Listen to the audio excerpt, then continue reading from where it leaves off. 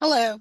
I thought that I would go ahead and record a video of an explanation of what we are expecting for the final PowerPoint presentation for community health. So let me go ahead and I am posting this online so that you can go ahead and look at this while you watch this video or um, take notes on it or whatever. So from ChatGPT, I went ahead and just had it make an outline of what the final PowerPoint presentation assignment might look like. And so this is an example of one on hypertension. So I would prefer that all of you do something different. You can do diabetes, you can do food deserts, you can do lack of access to healthcare or whatever other problem you want to focus on. But I would, like I said, please don't do hypertension since we have it all on this one for an example. So your first title slide is your title for your presentation. So choose a problem that is prevalent in your community and then focus on that. So in this presentation, the focus is hypertension. So then you put your name, you put our class, Nursing 410, as well as that it's community health nursing and the date. Remember that any of these topics can be more than one slide. We just have them one slide here just for um, you know, to be concise, but depending on how much information you have on a certain problem, you may want to do more than one slide on each of these areas.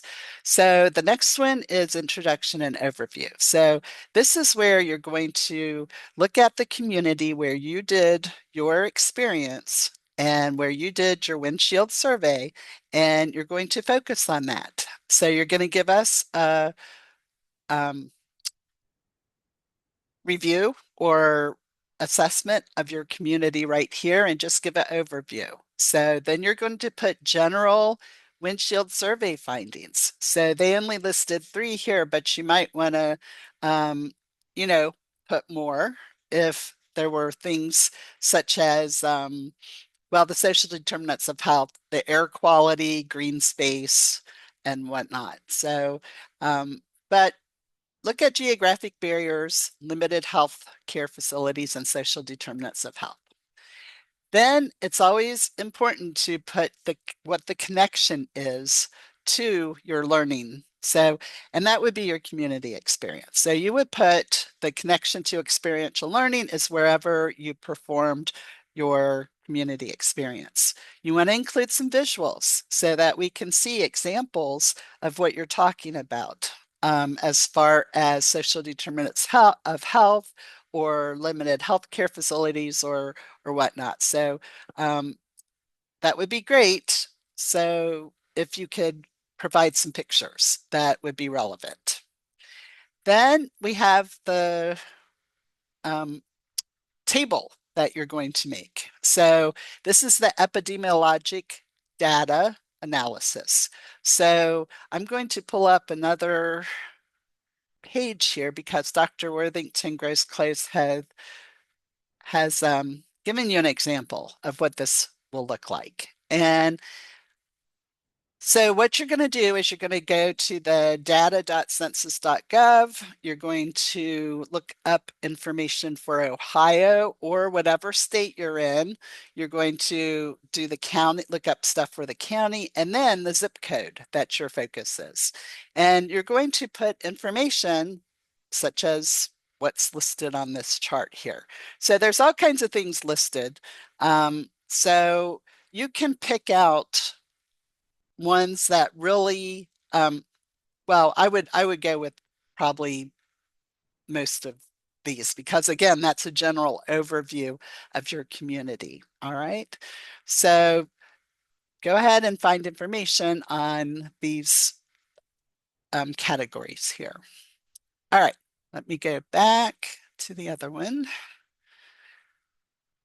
And again, this one is going to be the one that's posted online. All right.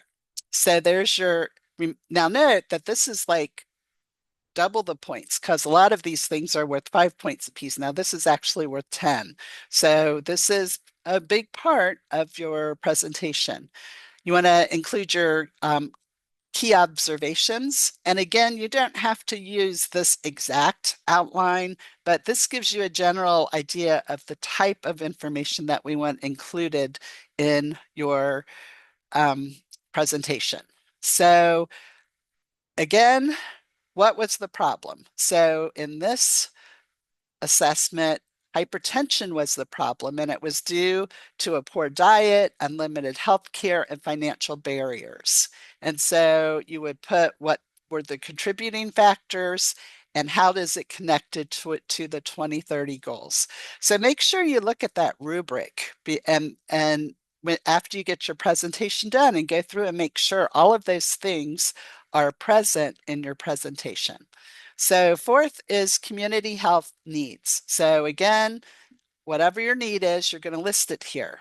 And you're going to put what was the supporting evidence? How do you know that that was a need in the community? So your windshield survey might have supported it. Your assessment of your client population could have supported it, and so forth. So then you need an upstream focus. And if you remember upstream, that is prevention. You want to try to think of some things that would prevent this problem from occurring in this population. So you're going to put what that is. And again, all of these, you're just putting bullet points on your slides. You aren't putting tons and tons of information because that is what you're going to be talking about. So with your voiceover PowerPoint, you have the main points on your slide, but then you're going to be discussing those points as you go through your PowerPoint talking, describing each slide. Then you have educational evidence-based strategy. Again, double the points, 10 points. So this is an important part of your presentation. So you want to find strategy that might help whatever problem you have. And it's fine if you want to have chat GPT help you brainstorm to figure out what are some strategies that might help this problem. And then you're going to pick out strategies that you think for your particular community would be helpful. So in this case, they decided monthly workshops in the community centers to help with blood pressure monitoring, nutrition and exercise guidance, and telehealth. All right. And then you need to figure out what studies there are. Studies show community education programs can reduce hypertension rates up to 15%. So you want to find articles, at least 6. You can have more than 6, but you want to find articles that support the strategy that you have chosen to help decrease this problem in your community. So number 6 is sustainability strategy with community stakeholders. So you want long-term plan, and then you want who's going to be involved. So in this one, collaboration with local clinics for ongoing screenings. So local clinic would be a stakeholder. Partnership with grocery stores. So grocery stores would be a stakeholder and they offer some discounts on heart healthy foods. And then training local volunteers to be health advocates. So as far as they would become community leaders to help promote education and outreach. So after that comes summary of your experiential learning hours. So you're going to, you have your log. So you're going to describe what you did. So your hour summary, 45 hours that you worked, well, really 42 for you guys because you have some other hours that were given to you for the evaluation and for setting up the experience, what so forth. So that you assisted with in whatever you did for your community experience, and you also provided some education. And then you reflect using the what, so what, now what um, model. So in this case, it was hypertension. That was the what. So what? A lot of individuals lack knowledge on self-care prevention. Now what? Going to advocate for telehealth and expansion of community partnerships. Then you're going to have a conclusion. So you want to summarize what the problem was, discuss what evidence-based strategy you have come up with, and who's going to help do that, which is your stakeholder involvement, and then highlight your personal and professional growth. What did you learn from doing this community experience, and how has that helped you to grow as a nurse? Lastly, you're going to include your references. Now, it's very difficult to get references in APA format with the hanging indent on a PowerPoint presentation. So usually what I do is I just go ahead and on the second line, I go ahead and press the tab key, which moves the rest of it over so that the first line sticks out. And you want to make sure they're in alphabetical order and that they're in the APA format, meaning that it has either the title, depending on if there's not an author, or the authors should be here at the beginning, like it shows here on the your textbook.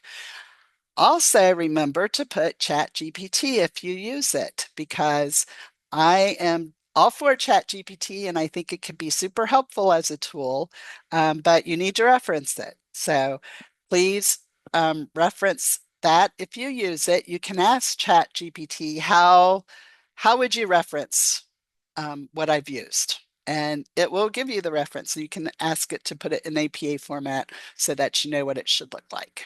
All right. So I think that's everything. So again, I am posting this online to give you some direction in how to put together your PowerPoint presentation.